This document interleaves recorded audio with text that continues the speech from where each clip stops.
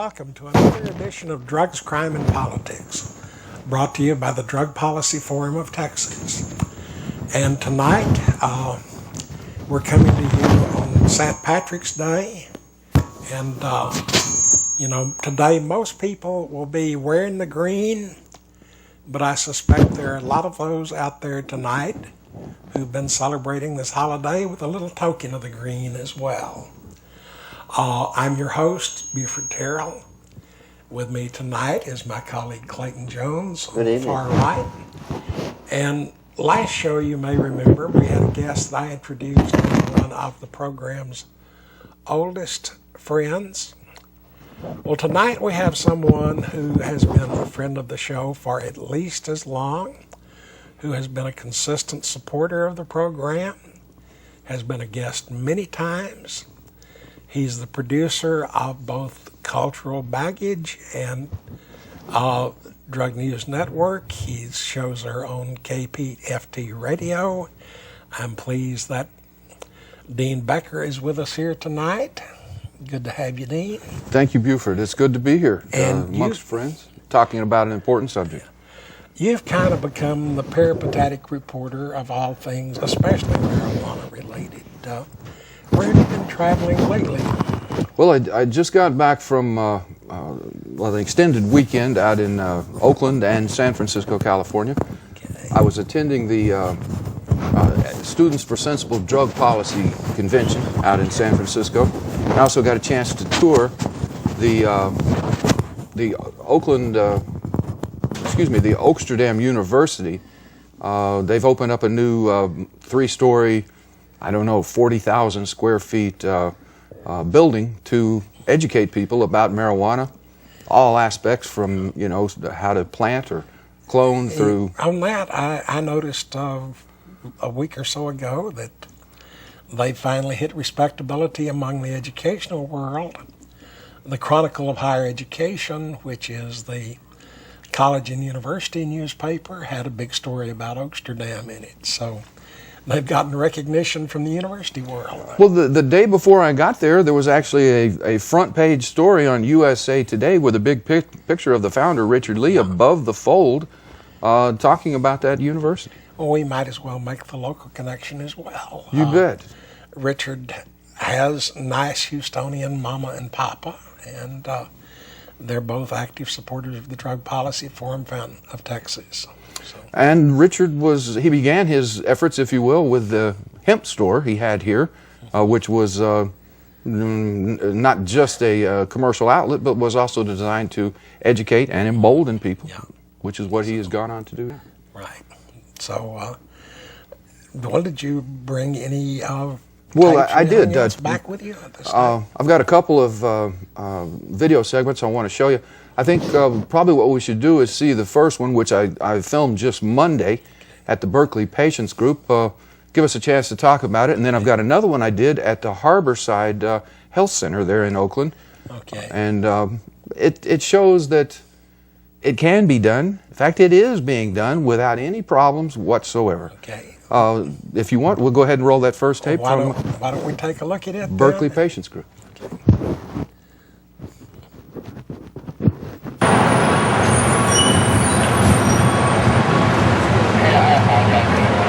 I'm Doug McVeigh. I'm a finance administrator for the Berkeley Patients Group. Berkeley Patients Group is devoted to providing safe access to high-quality medicine, and quality does mean safe. One of the issues that is continually raised everywhere we're talking about medical cannabis these days is the quality, the safety, the purity of the medicine being provided.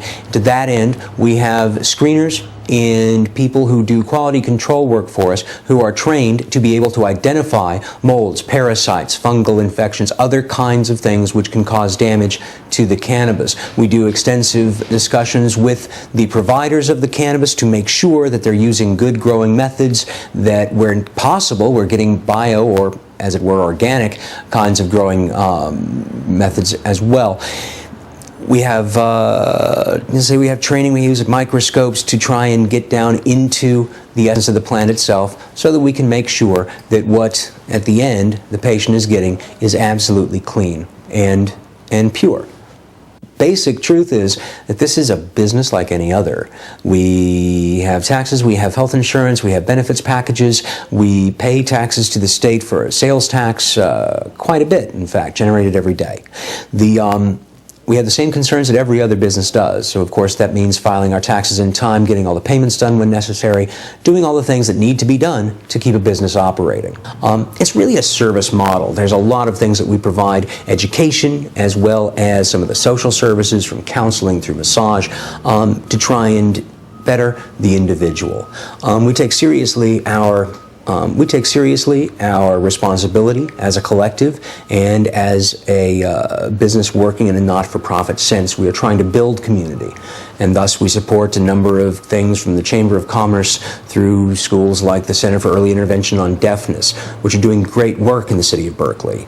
Well, as you can see from our counters, we have a wide variety of different medicines available. Of course, a broad selection of the whole plant medicine, that is the traditionally viewed cannabis, from our all-stars, which are the highest potency, on down to $20 eighths, even $10 eighths. Those are, of course, lower potency. People have the ability then to look at these, to sample, to decide for themselves what's the appropriate strength. People use for different purposes, of course. They might be getting some for cooking, etc. We already have things like butter and some already produced edibles. In fact, very importantly, you'll notice that the edibles are packaged very plainly. We're taking very seriously this question of proper marketing. And so one of the things we've been doing is working with others in the cannabis industry, the medical cannabis industry, to create something called the Medical Cannabis Safety Council. The idea is that we need to create a self-regulatory body within the medical cannabis industry to promote standards, not just of quality and safety, obviously those are extremely important, but also in terms of things like marketing, labeling, not just the way that it's packaged, of course, but also what information is provided. These are things that, well, the American Herbal Products Association would be a prime example, I think. Formed in 1980, they created industry standards for the herbal products industry that was just starting out then. It's a very big industry now. Up in our quality control room here, you can see that we have people involved in packaging the cannabis into the individual units, whether it's grams or eighth of an ounce. We also have, of course, some things available in full ounce sizes. This is also one of the steps involved in our quality control. Now, when the cannabis comes in, we subject it to screening, we look at it very carefully, smell, in fact, using a microscopic examination to make certain that this is clean and it is good. They also evaluate it. The next step then, after that, when it's broken down, our quality control screeners are also checking the quality to make sure there's no contaminants, no insects, no hairs, nothing, because they're closely looking through and packaging the entire amount. Obviously, when you do a screen, when things come in, you can only look at so much of it. And so, as I say, this is the final stop to make sure that it's a quality product. There are basically a number of different ways of consuming the product without having to actually smoke the stuff traditional ways. The joints, people still like to roll cannabis in papers, but there are a lot of other ways of doing it too. As you can see here in our hemp store counter, we have examples of several of the different ways in which this can be done. Of course, there are the traditional papers and pipes, but there are also mini vaporizers all the way up to the full-scale vaporizers.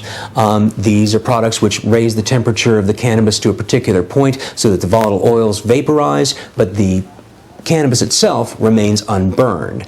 As a result, they're getting the medicinal effects from the cannabis without actually inhaling the gases produced by the dead leaves. The idea being that it causes less lung disruption and so is a healthier way of consuming. And over here you can see our clone section. We do have a variety of different plants available for folks.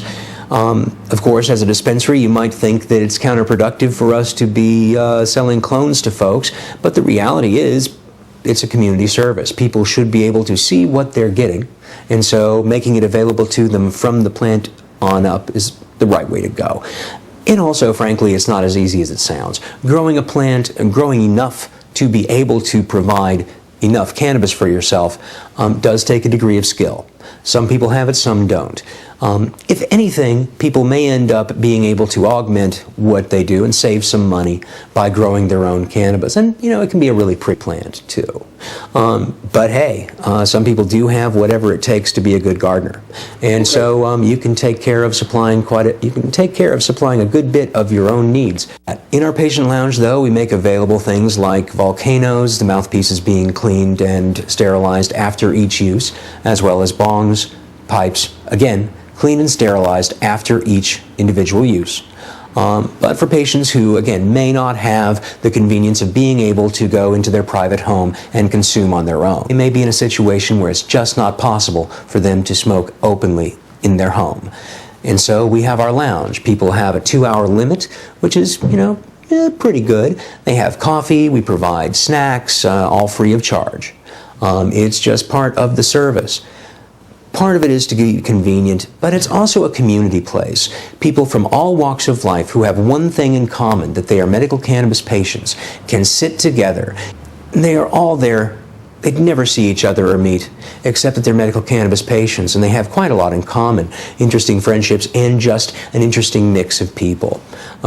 Music is piped in. We also have entertainment every week or two. We have musicians coming in to provide entertainment to our patients. We also do presentations with speakers, authors, and the like. Again, that's part of our educational mission, entertainment and education, and providing the medical cannabis service and all the other things. Again, it's a holistic sort of approach. We think it's the right idea, and that really is what Medical Cannabis Collective should be doing, we feel. And so, yeah, that's Berkeley Patients Group.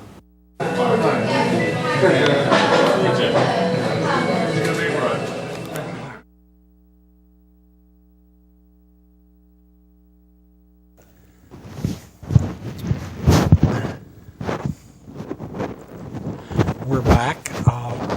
I want to remind everyone that this is a call-in show. We appreciate your joining us with your comments or questions.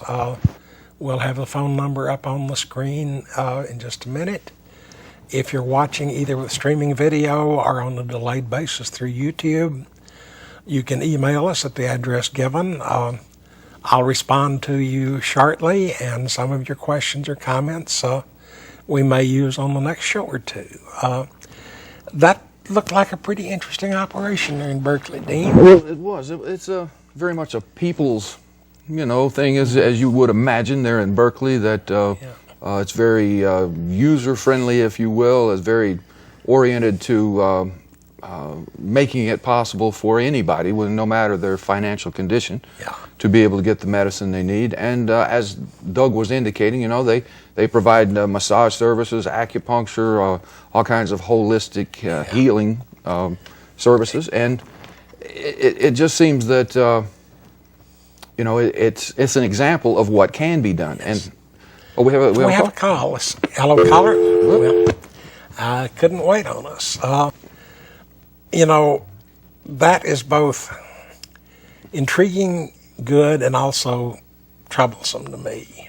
What did you I say? like the idea that they're making it very patient-centric, the idea that they're including education, that they've got the area where people can go and be with other people and learn as well as take their medicine.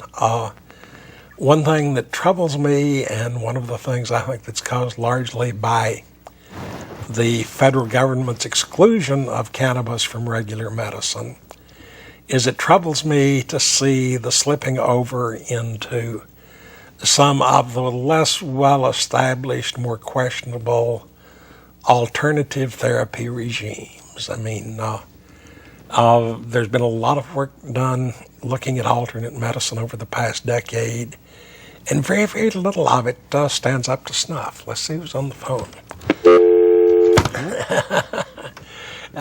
Keep trying. We've got a lot, But anyway, I think that's part of the problem of not being included in the normal scheme of medical care is that it leaves a door open for too many charlatans to have access to too many people gullible for cures.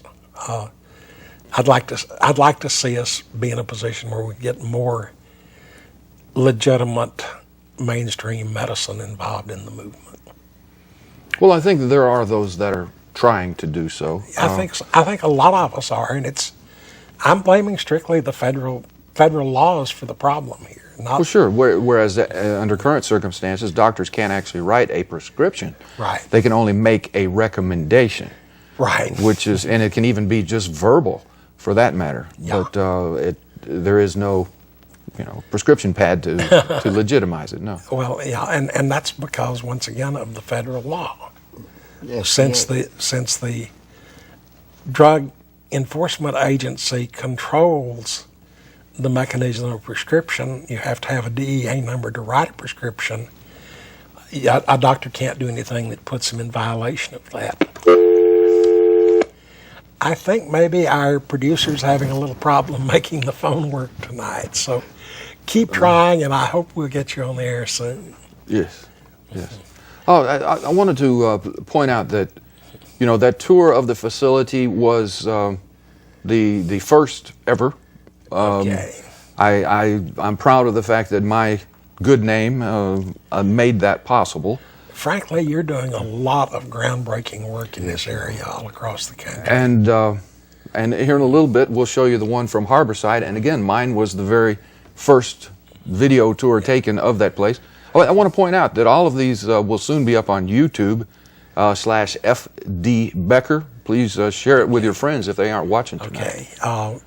I hope Steve got that YouTube /FD Becker, and we can get a screen up for that in a minute or so. Right. I have about nearly 70 videos out there featuring the words of, cops and wardens and scientists, doctors, authors, people who spent time in the trenches of the drug war and whose opinions I think we should appreciate. And I hope at least some people that are just really pissed off. But there's a lot of people pissed off about these drug laws. Yeah. I think in particular in regards to marijuana, because it's such a slam dunk as far as data and danger. There is no ultimate danger. There's never been an overdose on this product. And what The only danger amazing. we have is from the police, really, or other drug dealers that don't want you selling drugs. What amazes me is when I read newspaper stories from all across the country, either letters to the editor types or stories that quote mainly police officers or people involved in different kinds of how they keep repeating the same tired old lies that had been firmly rebutted 40 years ago. And they just keep yammering the same thing over and over and over again. And the newspapers just keep swallowing it and letting them say it. But I can remember my mother. No matter what the government said, I remember her words. They wouldn't lie to me. They know what they're talking about, especially when it came about drugs. I mean, there's just a segment of our society is going to believe whatever they say, and I think that's why they keep using those old, worn-out excuses. Well, the problem is so many of those weren't even government ones to begin with. But I think one thing that the California situation has done has been that it's moved a great step forward in educating people all across the country. Right. Yes. And I think what it's doing is showing the sky does not fall, Right. that the dogs and cats don't start living together, that it is viable, that it is workable, and that the portended fallout, blowback repercussions are just not there. It seems to me it's about the same thing that was happening back in Prohibition of alcohol. They didn't want to legalize it, bring it back to legalization, because they were afraid of the repercussions that it might have. Well, And it didn't have them. there is one big difference, and we only stumbled across this once so far in marijuana history. During alcohol prohibition, the bootleg alcohol was so deadly that for that 13 years, there was a literal epidemic of people dying from drinking bootleg hooch, going blind from drinking it. So far, except for the one time when Jerry Ford tried to spray paraquat over the Mexican marijuana, we have not had the same kind of thing with the government intentionally poisoning the marijuana to keep people from using it. Now, there was a situation where some sellers in Great Britain were actually sprinkling shattered glass onto some marijuana to give it the crystalline effect, so that people would believe it was higher strength and pay more money. To look like the crystals. But right, fractured glass in the marijuana, not a good idea. Yeah. Well, that's a side effect of almost any kind of prohibition, is that without quality control in the market with a legal product, you're going to get substandard, subgrade substitutions. Exactly. It's like right now, everyone's all in a flap about this so-called K2. I tried some a couple of weeks back. It's well, the chemist that developed it came out and said anyone that's trying this has to be out of their skull. These are chemicals that I developed. We use them on animal tests. No one has tested them for their safety. No one knows what they do. Yet, because the thoroughly tested marijuana is kept illegal, kids are going out and buying this who knows what it is instead. It's kind of the Gresham's law, the old economic law, saying bad money chases good money out of the market. When you've got prohibition, bad product chases good product out of the market. Right. Well, Buford, that first video segment was, Berkeley Patients Group, and as I said, it was more the People's Collective, if you will. Yeah. And I did another one at the Harborside Health Center. And if we could show that to kind of see, if you will, the world's largest marijuana dispensary. Okay. Steve, do you have the Harborside? Hopefully we can take your calls when we come back. Yeah.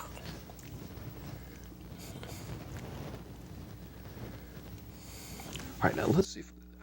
The main thing that voters were thinking about is that they wanted to get patients off of the street, away from potentially dangerous situations, being in alleys and dark corners and having to get their medicine that way.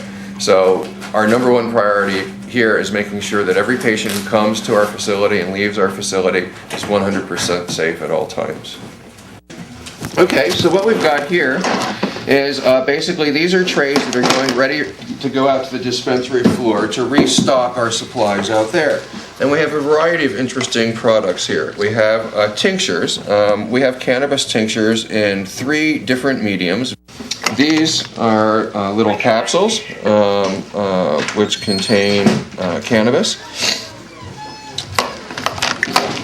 There's a variety of different capsules in various different strengths. This is another variety of capsule. Was that a call for those babies? Okay. This is a lozenge. This is a trichome lozenge, one of our more popular edible products. I had one of those the other night, I think. Yes, you did. This is a ointment, a salve, a cannabis salve, which is does not really have any psychoactive effect, but is really great for skin care and really great for muscle ache relief. It's very good for arthritis. Another variety of cannabis capsules. We've been seeing more and more varieties of cannabis capsules coming onto the market. I think that in large part is because patients are looking for a measured dose. They want to know how much cannabis they're taking each time, and this gives them more of an ability to do that. And also because it enables them to carry the cannabis and use the cannabis in places where they might not usually be able to.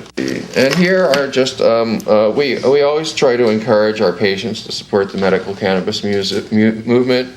And a part and part of that movement is really all of us coming out and claiming who we are, claiming our identities proudly, and demanding the respect that we're entitled to. This is our processing room, and a couple of things happen here.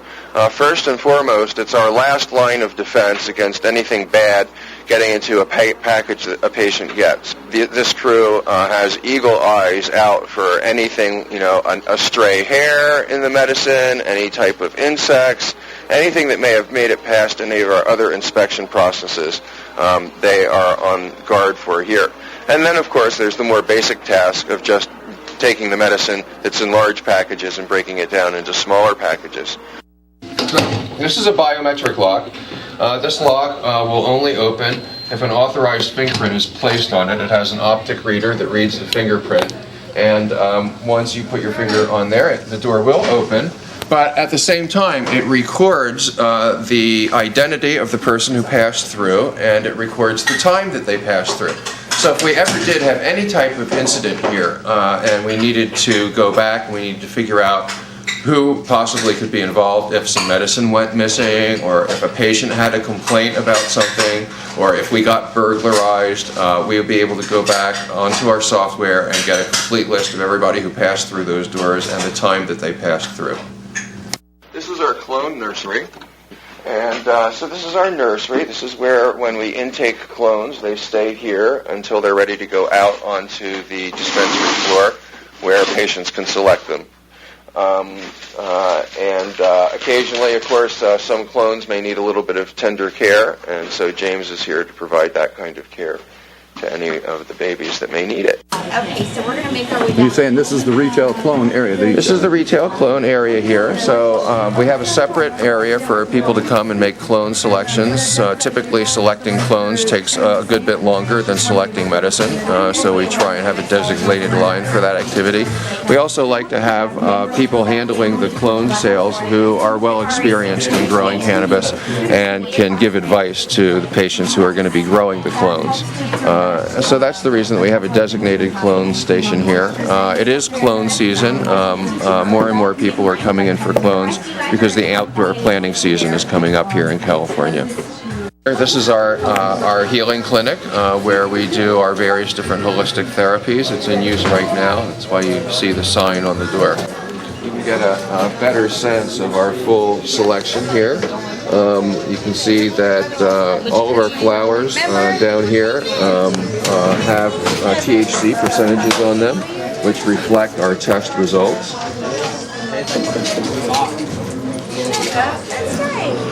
And we display our test results for concentrates on this little sign here, just because there's not a real practical other way of displaying them. We've found that the percentages of THC on our flowers range from a low of around 6 or 7% to a high of around 22%. The THC percentages on our concentrates typically range from 20 to 80%, but we do have some extremely powerful extracts that have reached up to 98% THC. 98? 98%. This item here. Angela, could you hand me the EPT? This is a ether extraction THC or cannabis concentrate, and it has percentages of around 98% THC. Extremely powerful. Wow. Not appropriate for all patients because it is so strong on THC. There's some patients who find it overwhelming, and so we tend to point patients in this direction who have very, very serious chronic pain problems. These are our edibles. So you'll see we have a wide variety of cookies, brownies, and candies. But we also have caramels, honey, truffles, capsules, tinctures. We try to always have as wide a range of possible selection so that every patient can find the particular form and strength of cannabis that suits their needs most.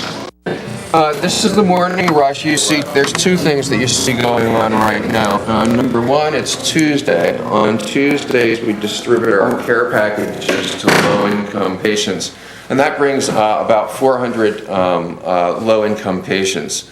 just to pick up those packages. Right. Some of those people also purchase some supplementary medicine on top of that.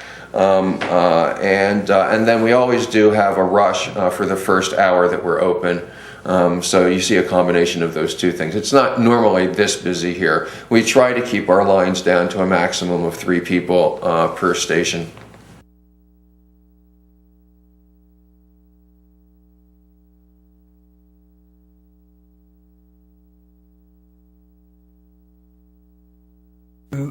Has struggled through all of our phone troubles and is still waiting. So, are you on the air still? Hello? Yes. Hello. Hi, my name's Steven, and I've been keeping up with marijuana laws since I was about 14, and I'm really glad to see what's really happening in California and such counties where coffee shops and marijuana medical centers are opening up. But doesn't the government say, the federal government say, that they will not accept monies made on the selling or distributing of illegal substances? And since distributors in California do have to pay federal taxes, isn't the federal government actually accepting drug money?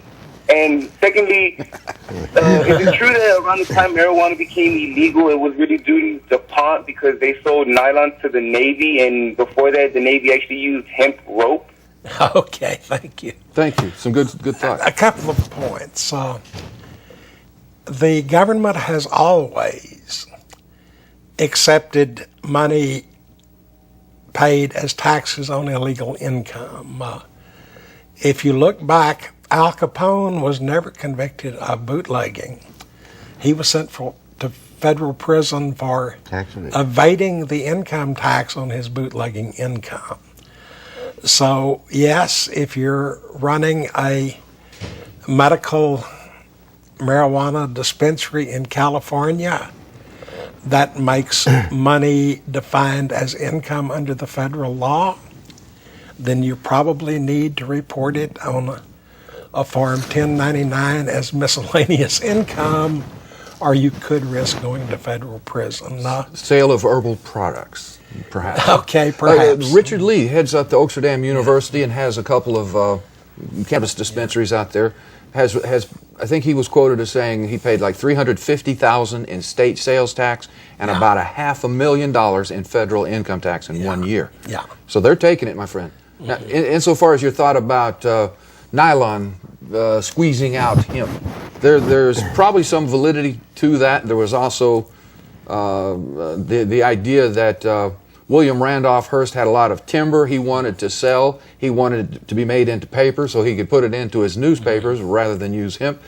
There's a lot of rumors, ideas, thoughts about this, but the truth of the matter is it was just a game. It was just a game to him. I would say both of those rumors are largely bogus. Well, again, the newspaper paper was made with wood imported from Canada, not from the Hearst holdings. And hemp paper didn't compete with that anyway. It was a very expensive, high-quality paper. The Navy used hemp ropes that came from the Philippines. When the Japanese cut off the import of hemp from the Philippines, in 1942, the federal government encouraged farmers all through the American Midwest to grow hemp to supply the Navy with rope. Basically, the government outlawed marijuana at the request of the governors of the states in the South and West and Southwest, who were using it as a lever to get the Mexicans forced back to Mexico. We have another caller. Hello, caller. You're on the air. Hello. Yes. Yes. Hello? Yes, you're on the air. hello. Hello? Yeah, I wanted to know, and you may have said this already, but what is it going to take for marijuana to become legal in Houston, Texas? Okay. I could say an atom bomb in Austin, but I don't think we have to go quite that far. Well, it's going to take you, my dear lady, speaking up, standing up, talking to your friends and your family, to your educators, to your minister, to your elected officials. It's going to take courage because the majority of the people think it should be already, but they're afraid to speak up because of this quasi-religion of drug war has stymied their efforts, silenced their thoughts, and kept it going? Mainly, it takes your contacting your own elected representative. The best way to do it is with a handwritten letter sent through the mail with a stamp to your representatives in Austin. They're the ones that can change the law. Clayton, you spend a lot of time talking to legislators. You know, our legislators, I honestly believe, are starting to take notice.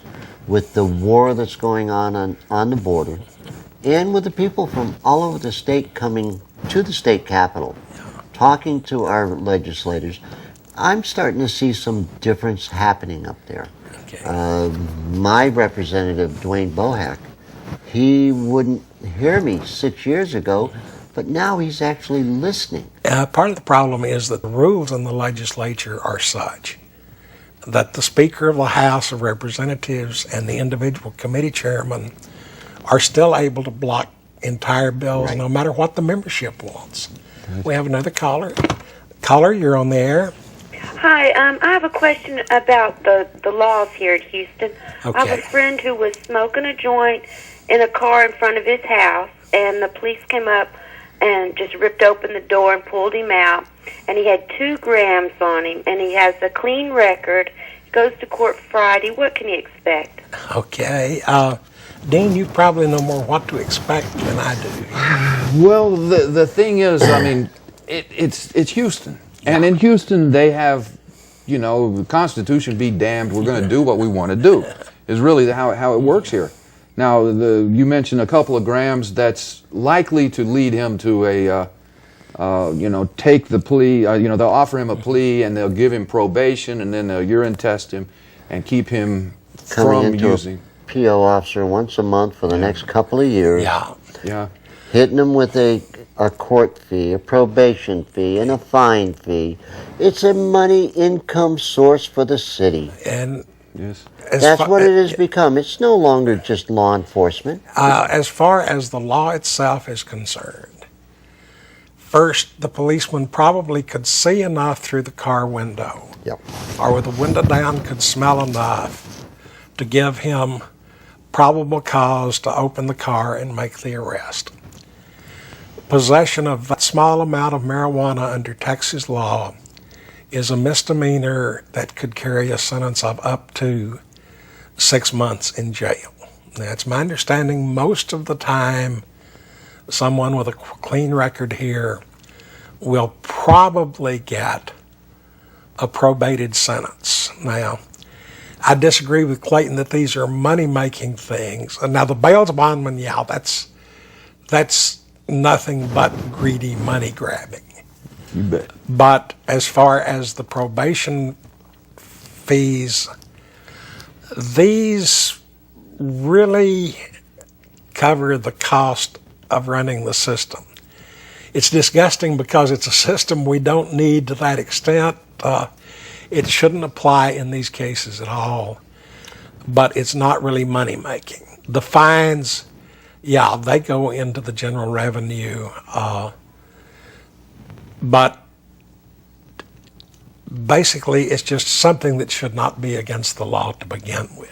Well, you would then agree that the cost through the probation system may be minor in comparison to a lot of things, but To the insofar as average guy on the street, it's a major expense to bear. well, there you go. And insofar as it being for marijuana in particular, this small of an amount, it's ludicrous. Well, and the other side to it is that our probation offices have been very bad about revoking probation for merely having one bad urine test.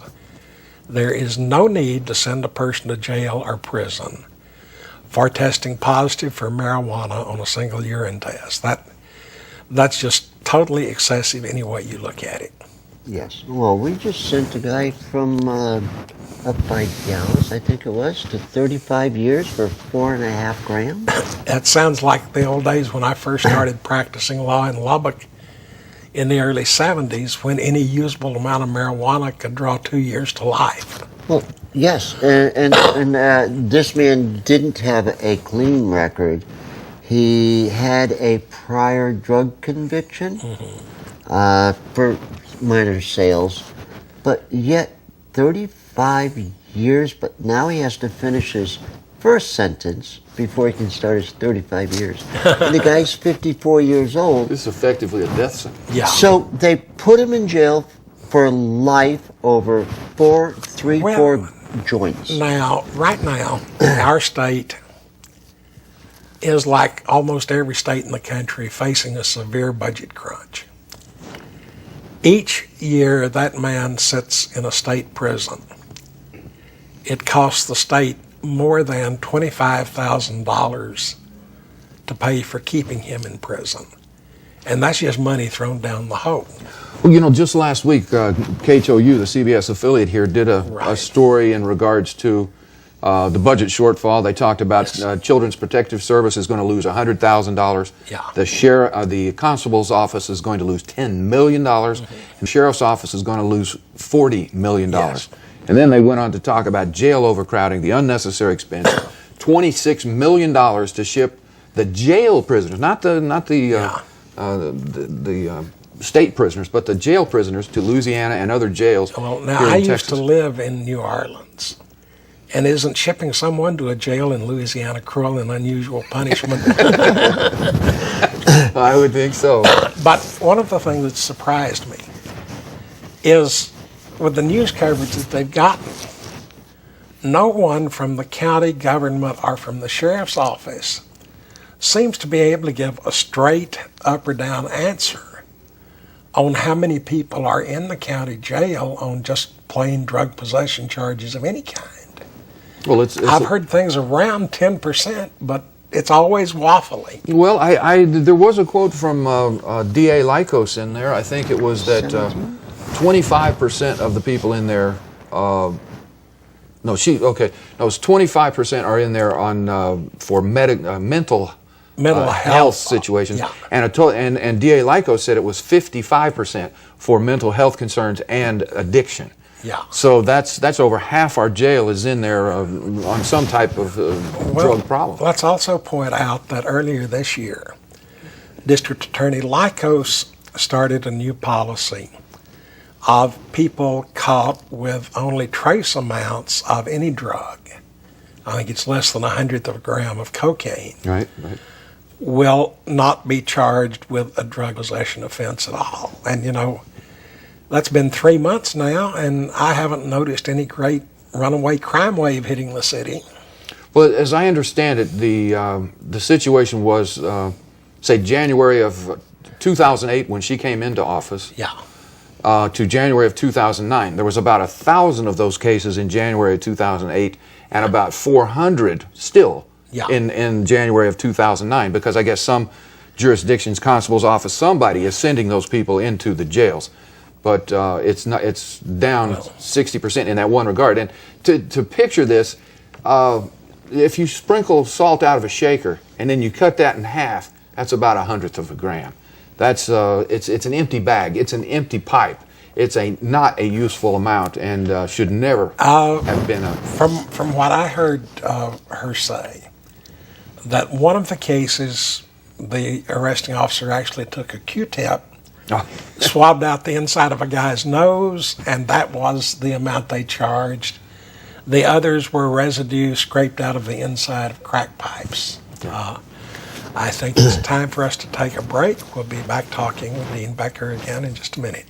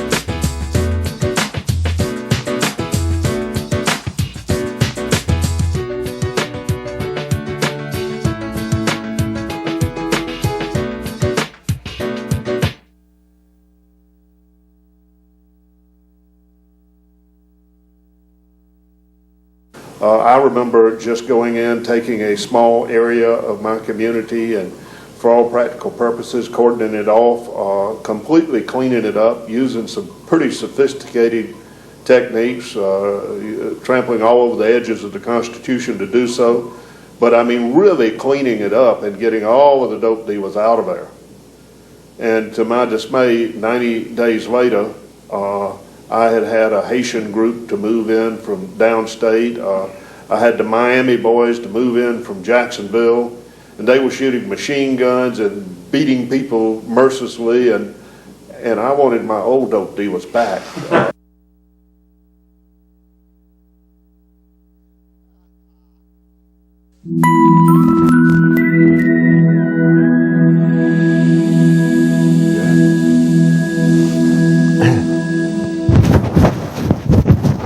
That last spot brings me to mind of the troubles we're having down along the border with the out-and-out wars between the various Mexican cartels and the Mexican government.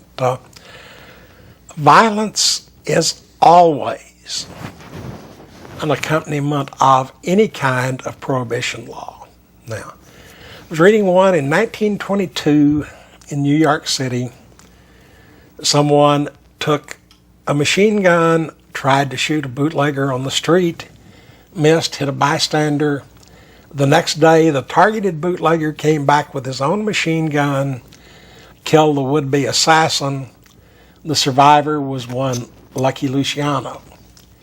In 1927 in Chicago, Al Capone's gang on St. Valentine's Day took their machine guns, broke into a garage, and totally wiped out another opposing gang.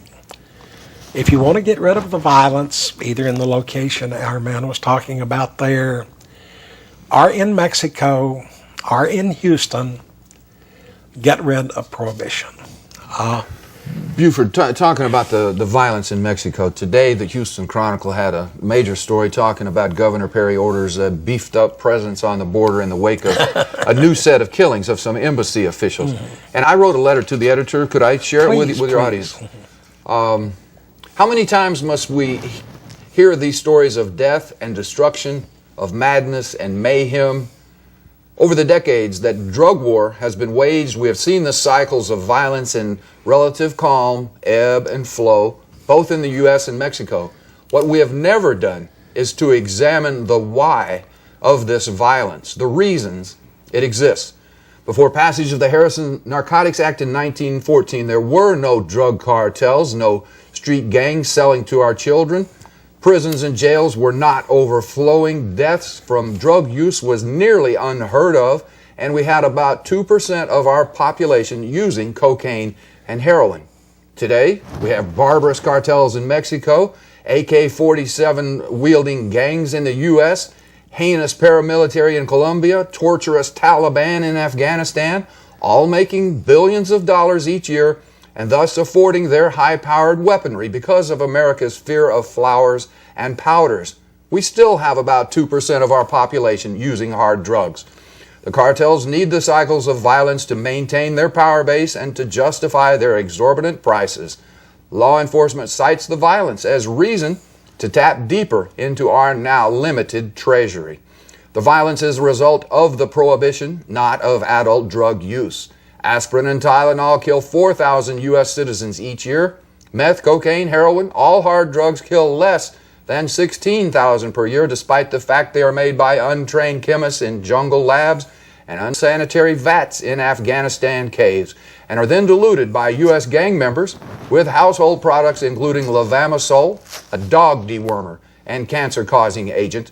Even if America were able to staunch the flow or to convince all Americans to stop using these drugs, the Mexican cartels would still have 95% of the Earth's population as customers. How many years, how many cycles will we chase the law of supply and demand like a dog chasing its tail? The cartels and the cops demand an eternity.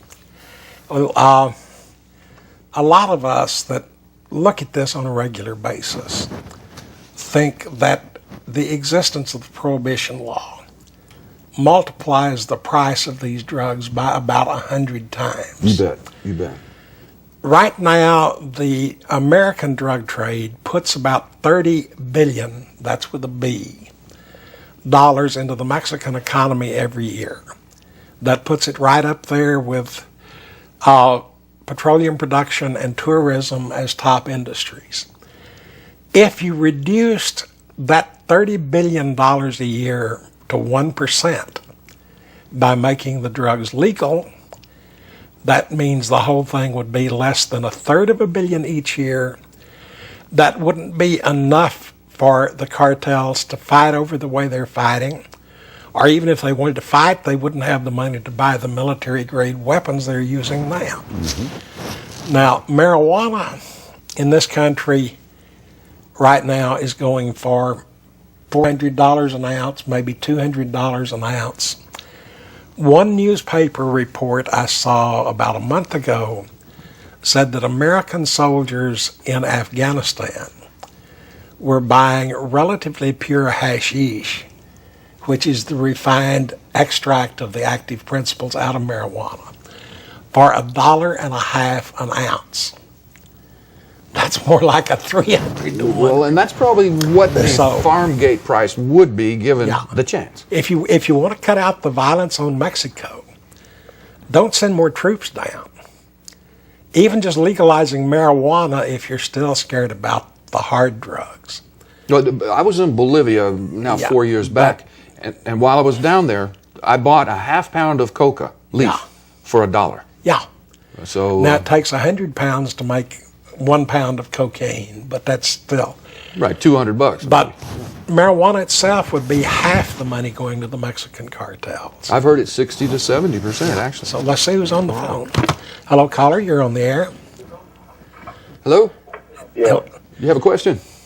yeah. Don't you think if you legalize drugs here, that the drug cartels won't try to come over here in the neighborhoods and And the what? right here in the neighborhoods and wipe out the drug dealers here? If it were legal?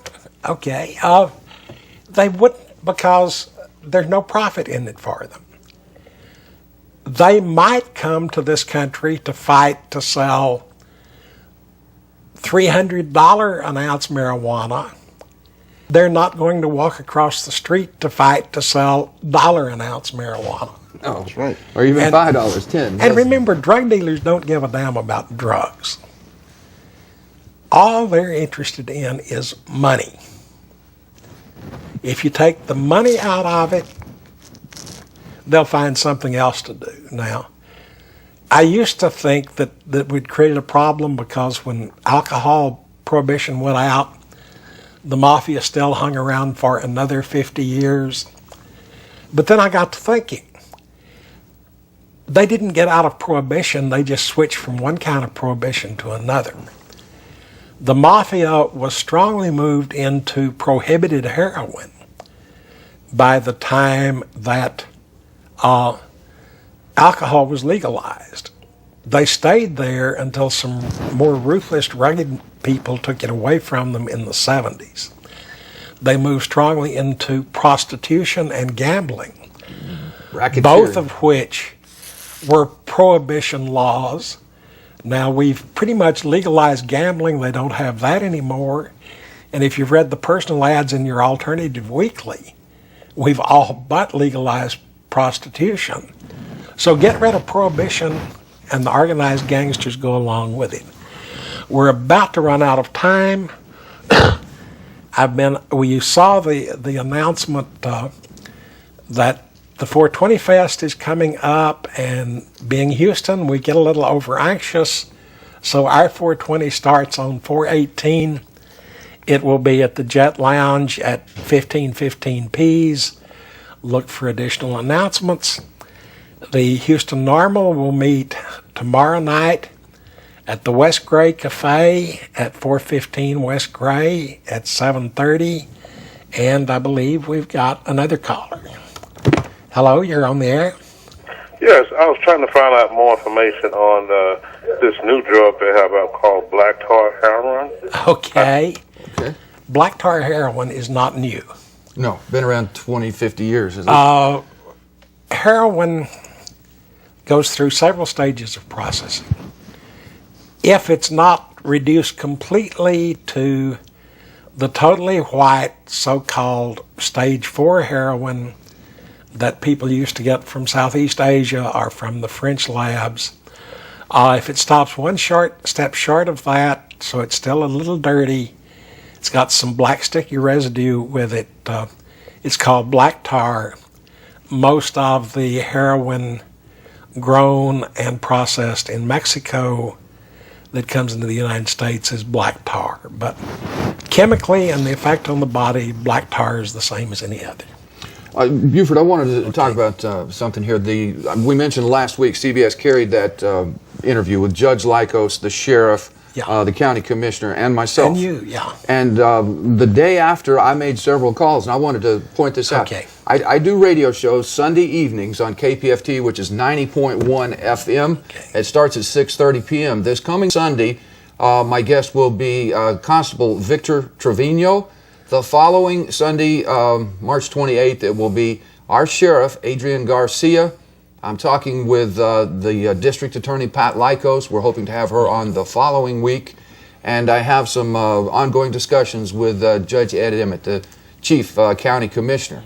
And I guess what I'm wanting to say is that even these people, these officials who have for so long, their whole careers, been staunch drug warriors, are starting to see that due to our budget shortfalls, perhaps we will have to do something different. I urge you to tune in. That's Sunday, 6:30, KPFT 90.1 FM. And I think we might say that within the last year and a half, we have got a new district attorney, a new sheriff, a new mayor. Soon a new police chief? Soon a new police chief. This is the time to make your voice heard at the local level. You bet it is. And as I say almost every show, it's your government, but it can only carry out your wishes if you make those wishes known. It's up to you to get in touch with your local representatives. Tell them what you expect from them, tell them what you want done, and I think especially point out to them that if they don't do it, you know damn well how to replace them.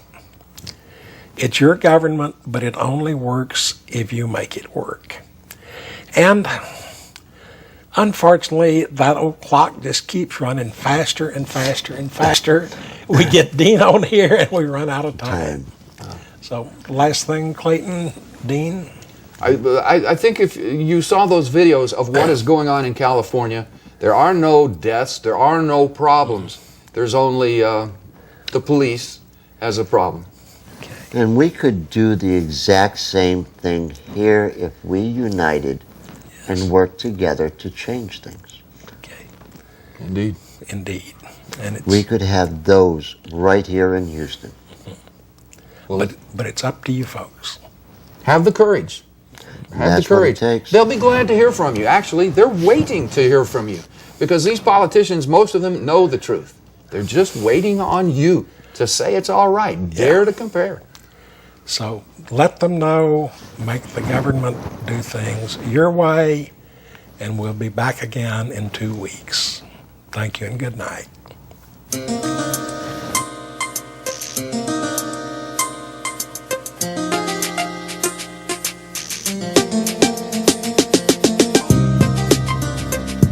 We have these private prisons that have now hired lobbyists to go get minimum mandatories and